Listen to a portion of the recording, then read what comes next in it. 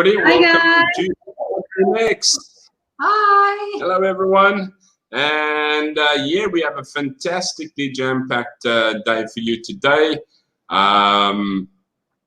Number 6, it's our Motley Mix number 6 today. We're really, really excited. And we're also excited because hashtag, there we go. Oh, this way around. And really, really excited because we got 3 days off this week. We only work 2 days this week because we have a public holiday called Pchum Ben. And to be able to bring to you this week about Pchum Ben is we wanted to tell you what it's all about. It's a very, very, one of the biggest public holidays in Cambodia, and it is one of the biggest, I think, religious holidays, if I'm correct, guys. And so we thought we'll tell you a little bit more about Pchum Ben and what we know about it, but we have even gone one better. We've got some special guests on straight after we've spoken to you a little bit about Pchum Ben. So yes, please don't forget to like and subscribe. Oops, down here in the subscribe button down there. And yes, please mail us on motleyMix2020@gmail.com if you would have any ideas, or you'd like something great or something to that effect, you'd like to tell us about something, it would be fantastic. You can follow us on Instagram, the Motley Mix 2020, and thanks to Ilandi, the Facebook page is now ever so slightly more active than when it was left to, guys. Sadly, the ladies did the job. Thanks, Ilandi. And so, yes, we have, without a doubt, a fantastically exciting, interesting program to start off with. And we would like to start by telling you a little bit more about what we know about Pchum Ben. What we've learned from the internet and just from chatting and that, but we have someone who is going to be able to tell you quite a bit more from personal experience, which I think is quite exciting. Before I kick off, is there anything that you guys wanted to start with? No, I think we can kick off this episode with amazing information and a nice chat. Sounds good to me. Yeah, Niels and I were very spoiled this weekend. The ladies went shopping, clothes shopping, and even though we were worried, we got the clothes. Yeah, which is great. But yeah, without further ado, we're going to take a look at a little bit more on Pchum Ben and what it's about and why it's so important and what happens during Pchum Ben. And it is on the 16th of September 2020 this year. It falls on the 15th day of the 10th Khmer month. And it's celebrated this year, as I said, on the 16th of September, not December 2020. And it starts, it marks basically the start of 15 days, a religious festival in Cambodia. The Cambodian Buddhists believe that every year the souls of the ancestors are released for 15 days. Pchum Ben marks the start of the journey of souls to purgatory. It's that in-between place. It's neither heaven nor hell, so you marking that start of that journey of these souls. The course of the journey will be decided by their karma, good karma or bad karma, and by the offerings made by their living relatives during Pchum Ben. This festival begins at the end of the Buddhist Lent, and during this time, foods are cooked for the monks to generate merits that will benefit the dead. A little bit of a history is the 15-day ceremony of Pchum Ben is a time for Cambodians to honor their previous 7 generations of ancestors. The first 14 days are known as Pcum Ben, and during this time, families gather at nearby pagodas. That's basically a temple of worship, offering food and prayers to their ancestors to save them from bad karma. The belief is that deceased relatives wait at the pagodas for their loved ones to return to them. Ben Tom on day 15 sees families bring baskets full of flowers and children offering sticky rice cake to the monks. This is the main festival, and everyone dresses up for the occasion. So yeah, it's an occasion to dress up. And Cambodians believe that their actions on earth shape their appearance as a ghost after death. By praying and offering food during Pchum Ben, the family is helping their ancestors pass on to a better life, as well as ensuring their ancestors don't get angry and curse them. A little bit harsh. Anyway, the festival dates back to the Middle Ages and is among the most important holidays in Cambodia. Nowadays, the students and workers will return to their families to observe Pchum Ben with them and make their offerings. We have a bit of a timeline for you. I don't know if I should share the screen on timeline, guys. Yes. Yeah, sure. I think it's a good idea. Because then you can sort of more or less see what I am talking about there. Would that work for you a bit better? Right. And so in the timeline, excuse me, we have 1181 to 1218. It is said that during the reign of King Jayavarman, I hope I pronounced that correctly. Beg your pardon? It's Jayavarman. Oh, Jayavarman. Yeah. Ekotman. Yeah, okay, sorry. Anyway, Jayavarman, a monk, came back from hell unscathed.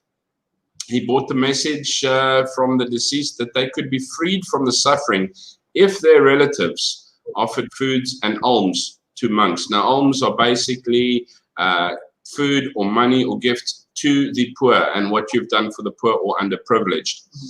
802 AD is the Angkorian period. During the Angkorian period, people followed animism. Okay, it was also a kind of religion. And although the people now follow Buddhism, respect for the elders was a practice that they continued to follow still afterwards. Then we will carry on to the last bit, which takes us into the 1st century and says both Pchum Ben and the Taoist Ghost Festival came about during the Mahayana period.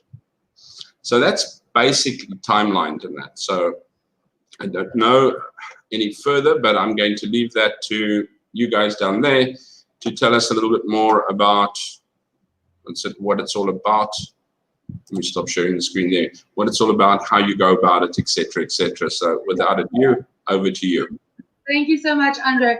I just want to tell everyone as well that this is only what we have learned through internet and through talking to Cambodian people, the Khmer people that live in Cambodia, either friends of us or people we know or have met before. And so the basic thing I'm going to quickly discuss is how do the Cambodian people or the Khmer people celebrate this festival or this holiday.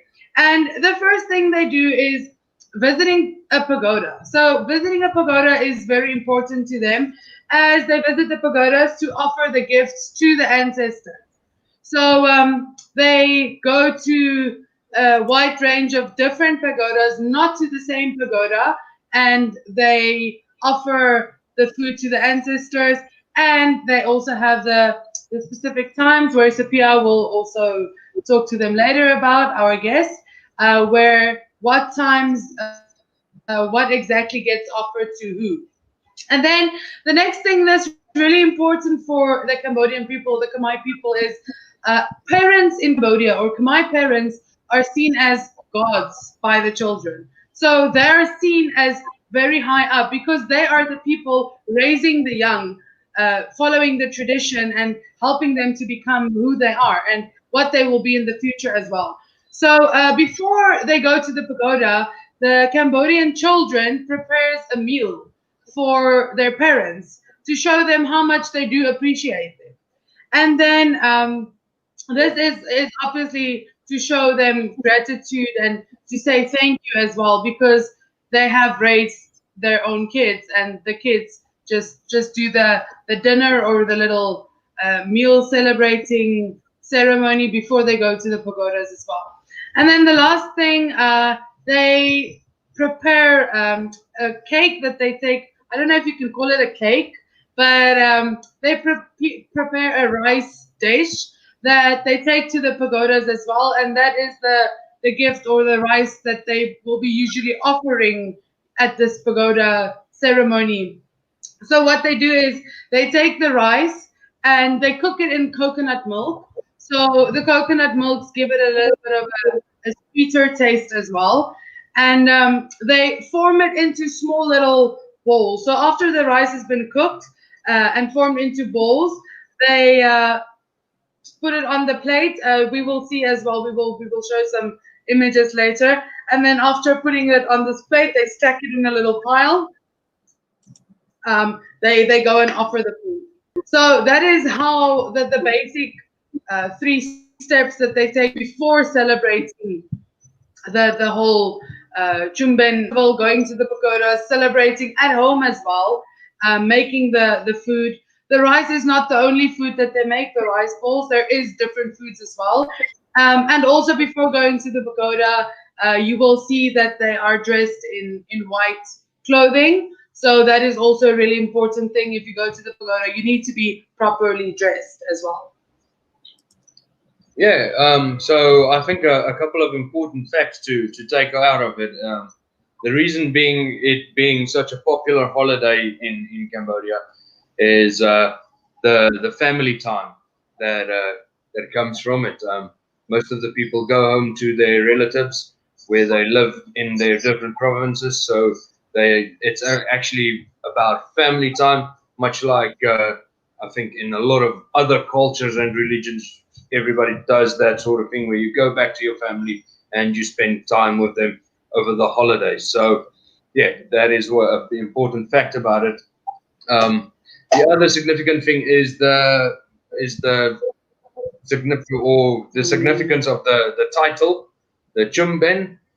So Pchum means together. So it is like getting together. Once again, that takes you to family. And then the Ben means bowl of food. So in specific, they'll do the Bai Ben, which is rice, which is little rice balls, and Ben is any food that is formed into a little bowl. Yeah. And then next, it represents the importance of parents. So yeah, like Yolandi mentioned, it is really important how they see their parents as a god. I think one of the I don't have it exactly, but I think one of the stories actually tell that before you can go and serve the gods at the pagoda, you must serve the gods at home, and pretty much the parents or the elderly in the home is your gods at home, which you need to serve and please before you can actually go to another place to serve. So yeah, that is and then the next part, the 15th day, which is the most important part of the ceremony. I don't think that any part of the ceremony is unimportant to them, but the 15th day is the most celebrated part of the festival. And then, like Yolandi said, clothes is important. What you wear to the pagodas. White is the official funeral color, or color to do with passing along. Where other cultures we tend to use black. Cambodian people use white for funerals. So you'll often see with funerals, and when you're paying respect to the ancestors, they wear white. Yes. Okay, so thank you very much, guys. I think we have a pretty special guest. I don't know if you'd like to introduce them, seeing as you've been very quiet of late. So you can tell us, and then they're waiting in the backstage to be brought on. I am enjoying the history lesson that we're getting here today. Yes, we want to welcome Sophia and Divan. Supriya is our friend, and she is from Cambodia. She's always lived her life in Cambodia, and she's actually going to tell us about this festival that is going to happen next week on the 16th of September. So we are really excited. So I just want to say welcome, and I hope everybody is going to enjoy the information that we're going to get from them. Hello, Supriya and Devon. How are you guys? The mic is muted. Unmute your mic. Unmuted. There we go. Hi. Hello, Sophia. Yeah. And my name is Sophia. I'm Devon. Hi. And Sophia had a birthday yesterday. Yeah. I think we must sing a little happy birthday song. What do you guys think? I have no idea. Okay, Devon, we want to hear you as well. Hey, 1, 2, 3. Happy birthday to you. Happy birthday to you. Happy birthday to you. Happy birthday to you. Hip, hip. Hooray!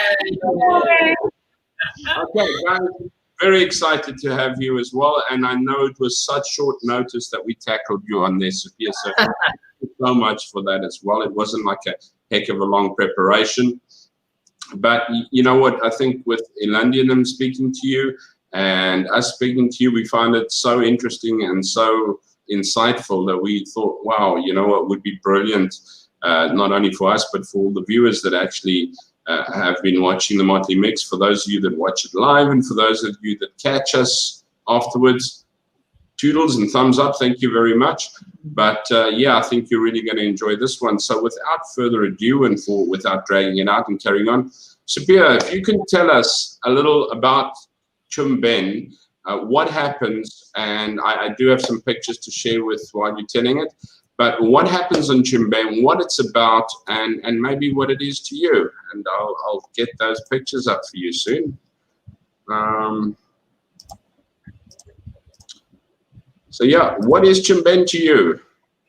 What is it all about? Yeah, for that picture that show about Pchum Ben celebration, and this one that we call Bai Ben, Bo Bai Ben. Bo Bai Ben means that we, like you see on the picture, everyone they have to wake up early in the morning. Normally it starts from 4 o'clock to 6 o'clock. That they celebrate it like we make we call Bai Ben. Bai Ben means like the sticky rice, like Nia said just now that it's made from the rice, and then we roll it as a ball, just small, yeah, a little bit small shape, and like like this one we call Bai Ben. Yeah, the reason why we everyone have to do that one by Ben, because that's for the soul and the spirit that they don't have family, so they can come to get it from our Cambodian that throw it on the ground. So therefore, only the ghost spirit that they don't have a family. Okay, let's get it on there. Sorry, next one there. Yeah, but and about this one, one normally in Pchum Ben Day, we have to dress nicely, like that you can see inside the picture. For the women, we have to wear like the long skirt, and we have a scarf, any color of the scarf, and with the white shirt, and that white shirt, like you see inside the picture in Khmer, we call alpa. Yeah, we normally dress like that to go to the pagoda, and for the men, like it's not a big deal for the men. We just wear the white shirt or white t-shirt, like Nia said before. Also, yeah, like that. This can show about the men can wear and can to go to the pagoda, like the long white shirt or short shirt or t-shirt with the black pant or the blue pant. That's all about the shirt or dress that we can go to the pagoda. We're not allowed to wear the short skirt or colorful or the skirt. Colorful. And let's talking about this picture. Normally when we go to the pagoda,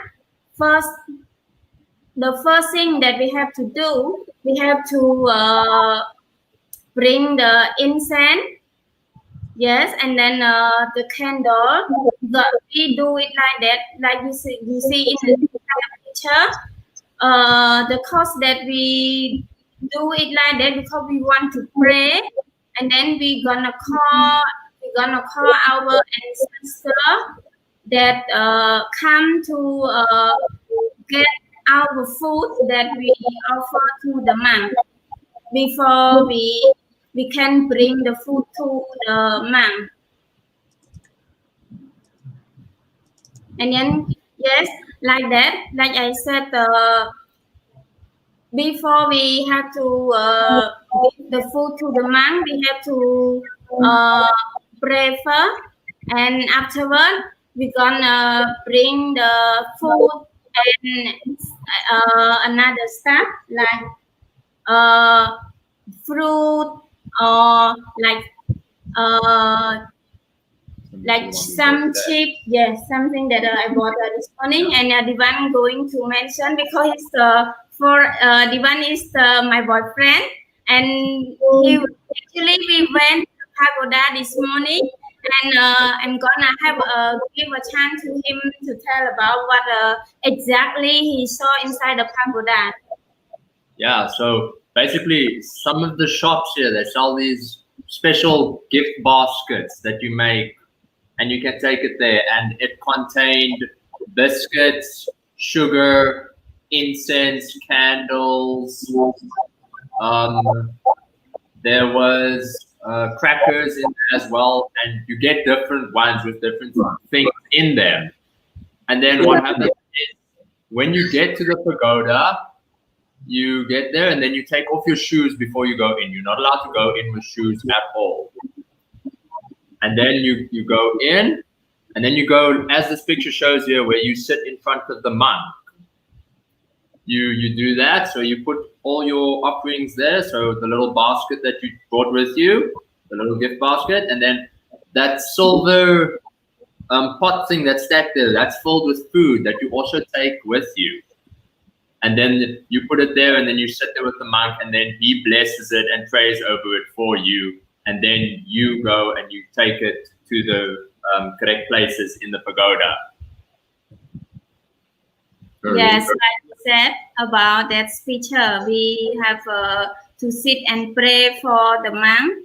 That and yeah, and go to the next picture. Yeah, for this one, like where after we get we collect the food to another place. We just got, normally we we have the food, we have rice, and then we have all the stuff that Divan just mentioned above. We just got the rice, and just got the rice to that place that you can see inside the picture. We have many of black pot, so we have to put to take a rice, but just not a lot, just a piece of rice, and then to put inside that black pot, and in it, yeah, inside put inside of that black pot. Normally, for some pagoda, they put only 12 black pot in order enough for the people that they have right to put it in. And the reason why we do it like that, because like we call that the way of that one, we call in Khmer Rob Bat celebration means that we have to give the right or offer the right to our ancestor that passed away, and then they are waiting for us to offer the right for them that they don't have for a year. So that's why that is the reason that we celebrate the Rob Bat Day like that. Okay. And then let us turn to this picture. So afterward, when we celebrate Rob Bat Day already, so it's time for the monk to collect all the food, and then after collect all the food, all the monk that attend in the pagoda, they have to sit down. The monk have to sit like you can see on the inside the picture.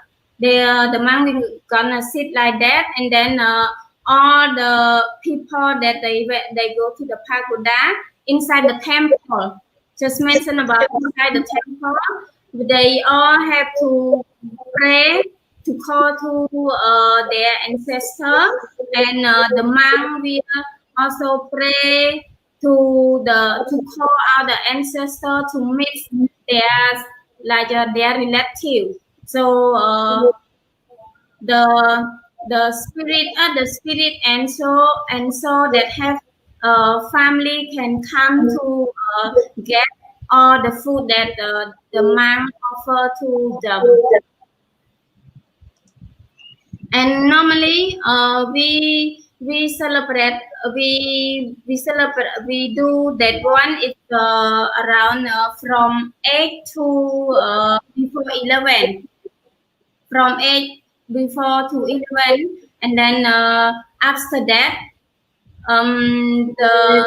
for like you see the inside the picture, the monk like you see the monk they are busy eating the food.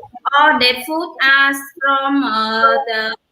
from all the Cambodian that they bring the food to pagoda.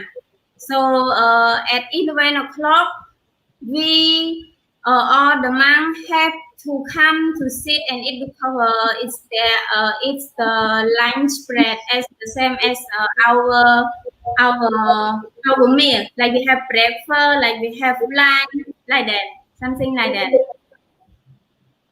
Okay. And this one, like Ilandi, you just said so just now. You said about the cake. So I'm not sure that I'm telling you the right name or whatever, and I'm not sure too. I'm a little bit sorry, but some they call this one rice cake. Rice cake, or in Khmer we call num and song. Yeah, num and song. Ilandi, can you say num and song? Yes, num and song. Yeah.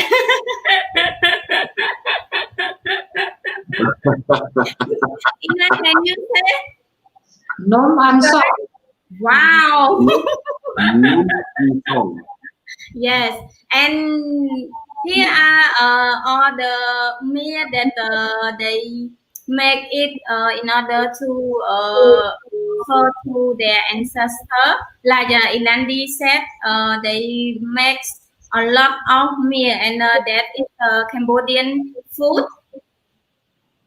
Yeah, it's just some part of Cambodian food, but we have more than that. Super. Thanks, Bob. I have parties for you. There we go. I think we're going to probably move over to Ilandi and Niels. If you don't mind, if we can throw some questions in your general direction, Sophia, we would greatly appreciate it. And I'm going to leave it with Ilandi and them to start off with, and we shall then pickle your brain after that as well. But thank you very much for that so far, Ilandi and Niels. Okay, so Sophia, I'm going to throw the first question at you.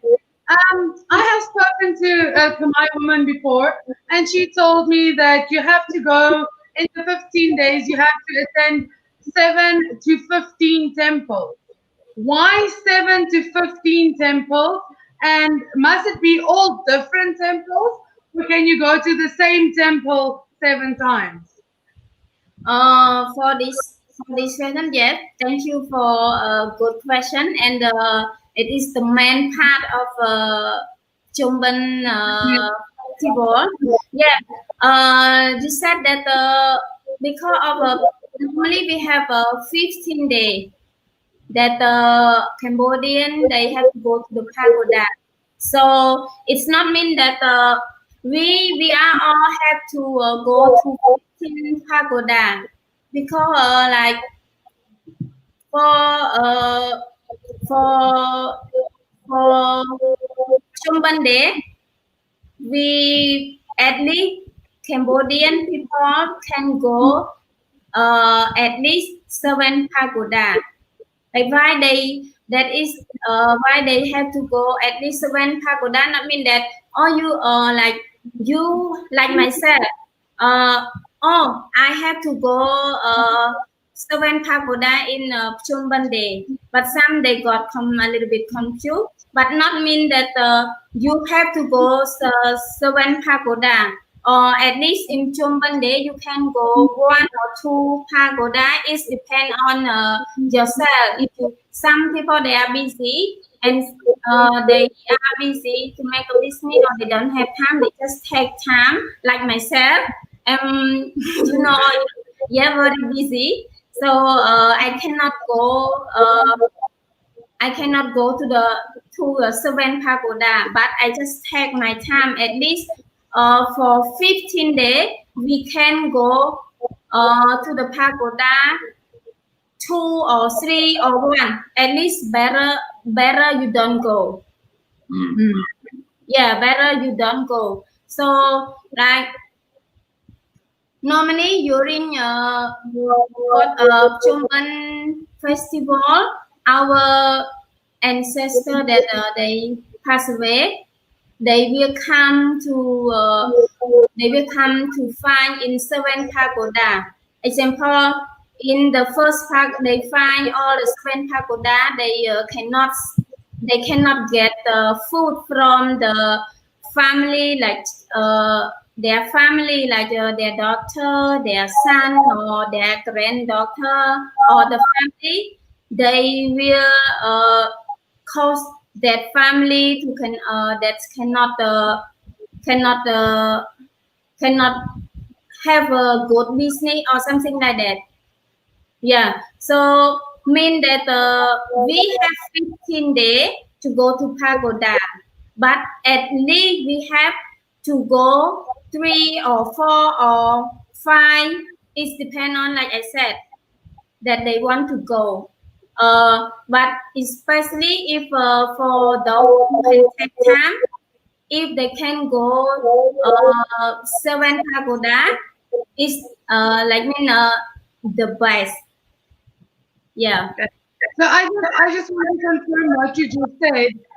Going to the pagoda meaning going to 7 different pagodas, because like what I heard as well, you said the 7 to 15 pagodas. Going to the same pagoda for 15 times. Does that count as well, or do you have to specifically go to 3 or 4, or how many times you go to the pagoda? Do you have to go to a different pagoda every time? For this point, like, I don't think that we have to go to the different 7 pagoda. At least we can go. So our ancestor can find anyway. Yeah. Thank you so much. Yes, thank you. Okay. I would like to know, what is Pchum Ben?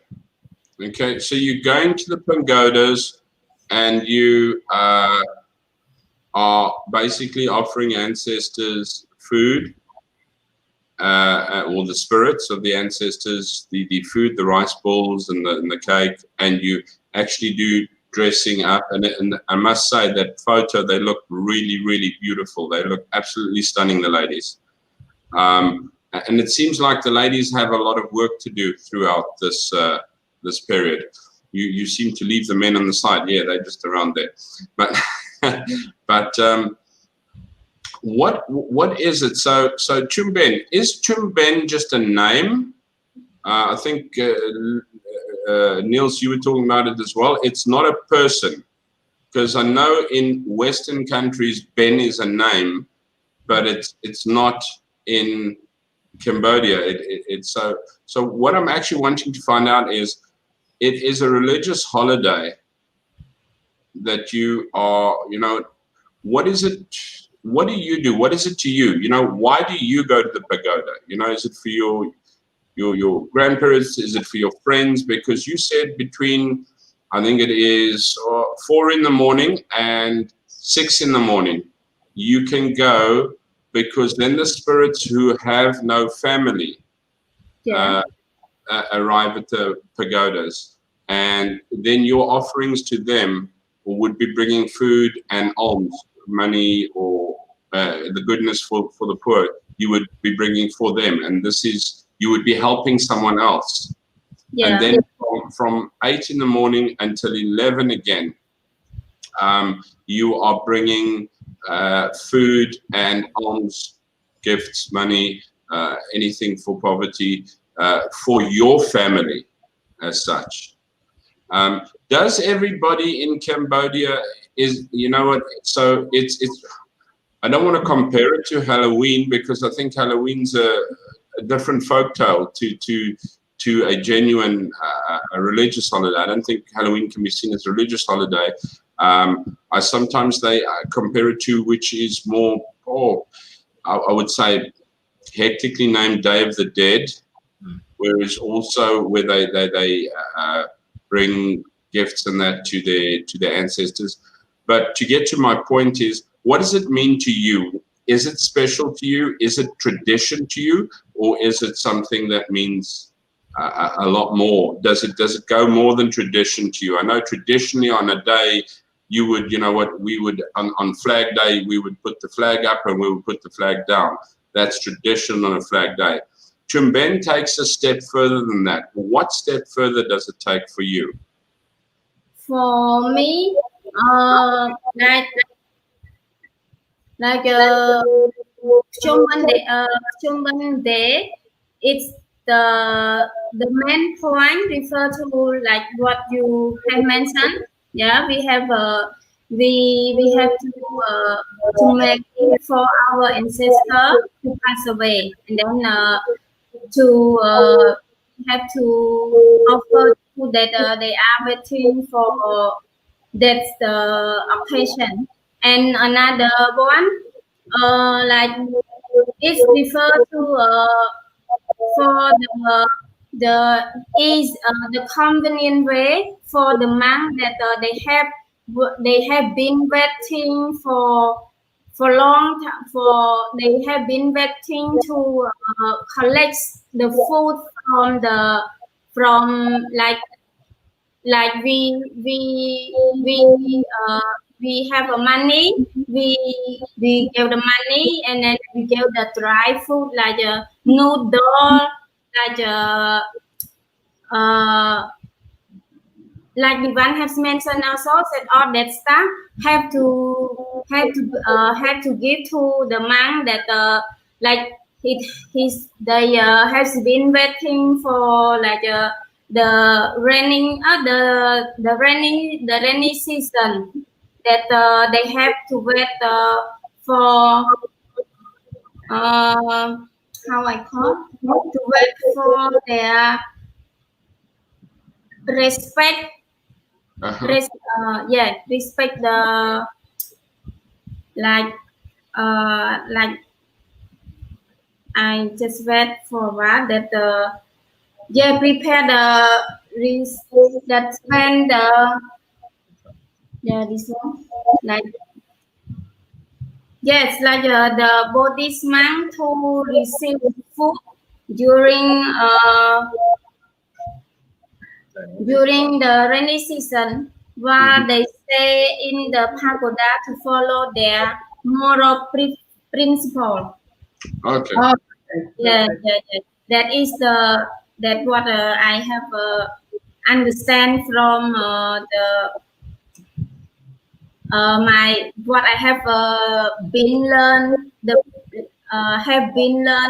at the university or at the primary school, that my teacher tell me about that. Super. Yeah.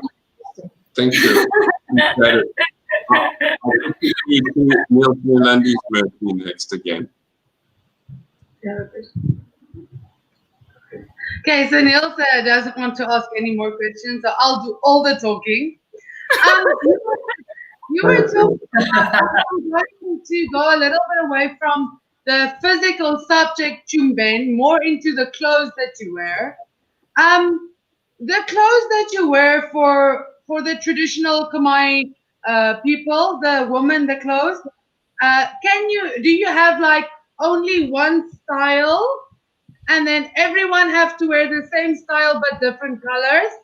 Or can you wear like the informal skirt, or do you have to wear the formal skirt? Like when we had Khmer New Year in our previous school, we had to dress in traditional Khmer clothes, but the informal one. The one that's like it looks like a big piece of material, and then you tie it around your body like a skirt. I know the formal traditional clothes, like what they used to get married and what they used to go to pagodas. It's different than the one that we used when we went to Khmer New Year. So can you use the informal clothes or only the formal traditional clothes? For this point, like you like for all the Cambodian, we have to wear the formal dress to go to the pagoda, not like the one that you said, like we celebrate the Khmer New Year in any private school. We have like the shirt that we have the temple of the Angkor Wat, some like the long pant, and then the long skirt in any color, and then they have the platform of that represent of the Cambodia. But actually, when we go to pagoda, we allowed to wear only. Andre, can you show the previous picture about the dress of the woman? Can do so. Yeah. So now while we're waiting for the photo, Yeah. so I'm giving you a little chance to. Okay, fantastic. In the one photo, so you can't see the skirt really. On that photo, you can't really see the skirt. Yeah. So like, I'm sorry, I think if it's a little bit personal, you don't have to answer, but more or less, how much do you pay for this clothing that you're wearing in the pagodas? Like if you buy the shirt and the skirt with the scarf, how much does the whole outfit cost you? Yes, it's around 40 or 50. It depends on their style that they buy it from the clothes shop. And one more thing I want to tell you that we like don't have to wear that cloth or that dress. We just wear the white shirt or white t-shirt. Yeah, on the with the for the man with the black pen or the blue pen. That's all. We not just it depend on the people. Oh, they want. Oh, I want the night that the everyone look dress. It's nice, or they can wear that, and they can afford to buy that kind of dress to wear it. But some is like we cannot afford. We just wear the white t-shirt or white shirt with the long skirt for the woman, and the black pant or the blue pant for the man. That's all. Okay, so you don't have to buy that to go to the pagoda. You can dress in what you want to dress as long as it's white and a skirt. Yes, at least white Okay. color. Yeah. I just wanted to clear that out because all the photos that you see, they are formal. So just Yeah. to give the people out there watching the video, showing them that you don't have to wear that. If Cambodian people cannot afford that, they can still dress and go to the pagoda. They can just choose something else, but still in the range of white top and a nice skirt as a Yeah. under part. Yes. The long skirt, not the short, not the short skirt. Okay, back to you guys. Do you have more questions? Two I- up. I actually want to share with you. I've just pulled up something with a little bit. I don't know if that helps you any at all in looking at the dress, because I looked at what they wear in Pchum Ben, Yeah. and there's a couple of dress pictures. Oh, it's beautiful. There That's is the one we had. sorry, Andre, if you go one little bit up, there is a picture that you want to explain with the parcel that you give as a gift that you offer. The yellow is the parcel. What's the flower significance? Because I saw those flowers they were selling at Udong Temple as well. Is there anyone who can tell me what the significance and what flower that is? Go for Yeah. it. Yeah. What flowers? This one What makes them important? for if we talking about the Buddhist, normally we have incense, we have candle, we have flower. So anyway, when we refer to the Buddha, or we go to the pagoda, at least we have to get 3 things of that to go to the pagoda, and then 3 of that thing represent of the Buddhist religion. That's why, yeah. That's why every time when you go to the pagoda or go to the temple nearby the Buddha statue, you call? Yeah. Statue of Buddha. Yes. Buddha. They always you guys always see incense, candle, and flower. What flower is that? I'm going to try and see if I can get to zoom in on that flower. Eek, eek, eek. I just Generally we choose the lettuce. Lotus. Yeah. Yeah, lotus. We always use the lotus flower to bring to the pagoda, or another flower is jasmine. with the lotus flower, Sophia, I have noticed when you walk on Riverside, there's people sitting there. So the lotus flower didn't open yet. it's still a closed bud, like a flower bud. Why do they cut it and form it differently? Is it just to make it pretty, or is there a meaning for changing the flower? No, no, no. It's no. There's no meaning of that. The shape of the flower. It's just like some they prefer to the one is closed, and some they prefer is the It's open. it's open. Oh, okay. Thank Yeah. you. Sophia, I've watched previously some videos about Pchum Benh, and I've seen that they have this heap of sand where they put the incense in and some money. Why do they do that? For this also like we already offer the food, and then for the money we want to give to our ancestor also. So we gonna do it like that. They have the incense, the sand, and then they form it up. They make incense look like the picture you guys see it, and we put the money. We put the money, and then we take the incense, the sand on the top of the money, and then we put the incense inside in order to pray, to call out our ancestor come to get it from us. Oh, okay. Yeah. For the food, for the food we give to the monk, and then for the money that we want to offer to our ancestor, we do it like that. Oh, okay. Yeah. That's it's beautiful. The temples are beautiful. Try and see if I can get. There we go. I'm trying to zoom into that.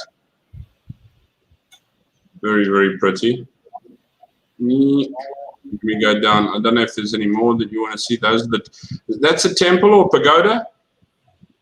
Yes, pagoda. Okay. There we go. And there's a lady.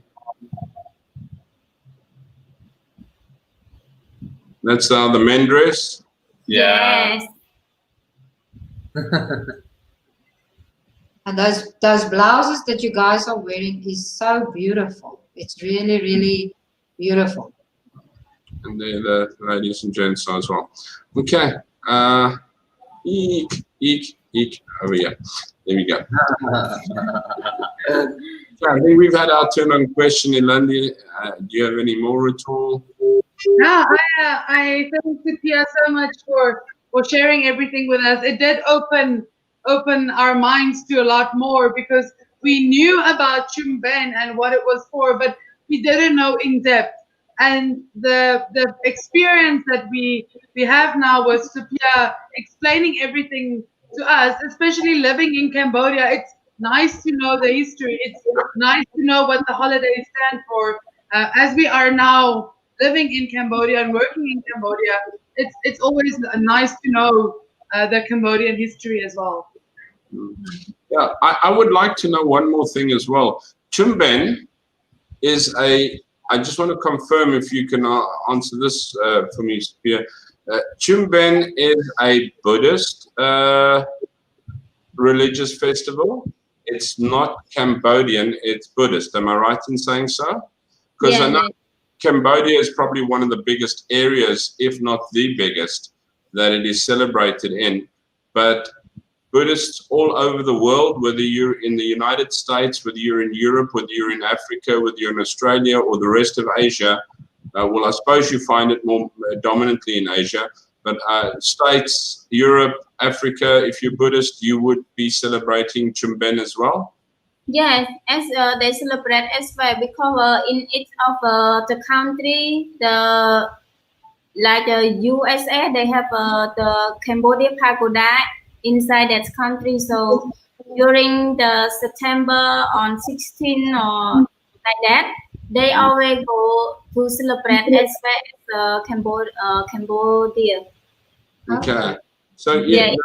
the reason Yes. it's a holiday here in Cambodia is because that is your I don't want to say nationality. It's your main religion in Cambodia. So therefore, you would find that your Buddhist holidays, religious holidays, also fall as public holidays, which we're not unhappy about because we're getting 3 days off this month, this week. 3 days, guys. 3 days. Can't wait. We're going to lay a flower there for Buddha. Thanks for the 3 days. Hey? I am very respectful to it, but I just it's been very, very interesting. I love knowing about the flowers and how we've like Yolandi, you know what you've heard from people and been able to put together in puzzles here, what we've heard from people.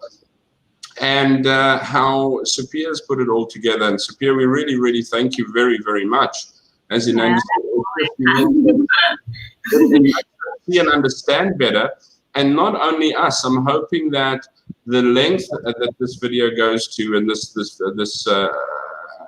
episode of our Motley Mix goes to, that the people who watch it could actually get to appreciate and see the different things. And you know what? Even if we're not Buddhists ourselves, I think it comes across as a very respectful holiday or celebration of appreciation. I'm taking a look at the fact of what Niels was saying at the beginning, where and I note that they're not saying that your parents are gods, but they are treated as such in your house for this period because you're doing things that you don't usually do for them. For everything that they do, you're actually showing respect towards your parents, towards your grandparents, towards your elders. When you move to the pagodas, you're doing it towards your religious leaders and then to your ancestors and everything.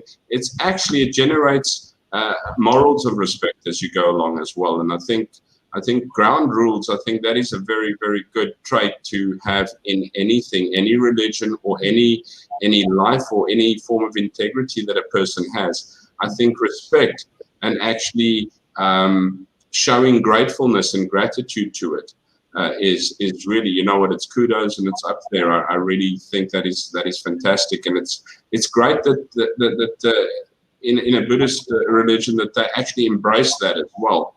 And put that so high above, because we're so easy in this world, in this day and age, we so easily take. We just take. I mean, we take a look at the places of work that we in, the circles that we move in, places that we shop, places that we go for recreation. You notice all over the world, people are just taking and taking and taking, and it's what's in it for me and what can I get out of it. And nowhere along any lines are people saying, you know what, let's give back, let's say thank you, let's recognize, let's give credit to, and let's look at the poor. And I think, where did we speak about a little bit earlier in the beginning as well? It's your karma in life that dictates your afterlife. And you know what, I think that is a general rule throughout any form of religion. Your karma in life, the way you conduct your life, it definitely dictates where you're going to go afterwards. And we sincerely hope that everybody who's watching here is not on their way down, that your karma in life is going to take you to a beautiful place, and that you have people who care about you and look after you and that are going to be willing to support you even when you're not there anymore, to go further and to reach destinations that are going to be beneficial and, how should I say, contentful and happy for you in your life as well. And I do believe that, you know what, if we just thought about others a little bit more, the man in the street, the child in the street, the person less fortunate, and we tried not to tread on them as much. And often we don't tread on them with physicalness. We don't hurt the man in the street or the person less fortunate physically. We sometimes hurt them with words, and we sometimes hurt them with actions. We don't have to say anything to hurt someone. You can turn away, you can just have a bad attitude, or you can just ignore to hurt someone. You don't have to physically do any actions to hurt someone. And I think it's a good thing when you actually turn around and you say, you know what, we appreciate you for being there. Guys, we've come to about an hour already. I have waffled away again. Ilandi and Niels, any closing, any thoughts in closing, words of wisdom, pearls of wisdom? I just want to say to Sophia, thank you so much again for coming on the show today and for helping us and everyone else understand what the Pchum Ben festival is about, because that was our main goal for today's episode. And I think with the help that you guys gave us, it really got there. We did get the message through that we wanted to, and we did share what we wanted to as well. Yes, thank you very much, Sophia. It was really nice to hear about your beliefs and the festival that you celebrate or are going to celebrate. So thank you ever so much for all the insight that you gave us. Yeah. Niels, anything from you? Yeah, Sophia, thank you very much from my side as well. Gave us a lot of perspective on most of the points around Pchum Ben. I think we'll definitely get you on the show again in future holidays as well to explain to us what is the significance to it, because some of the holidays is pretty easy to figure out, Constitution Day and stuff like that, but I'm sure pretty much none of us has got any idea how the Khmer calendar works completely. We know it's a lunar calendar, but that is as much as I know, and it should be rather interesting to find out how their calendar actually works, and when's their harvest festivals, and when's their reaping festivals, and all of those types of things. So yeah, we'll definitely get you back on the show. So thank you very much for what you brought to the show today. Yeah, you're welcome. Yeah, I just want to know one thing. When is the Cambodian beer festival, please?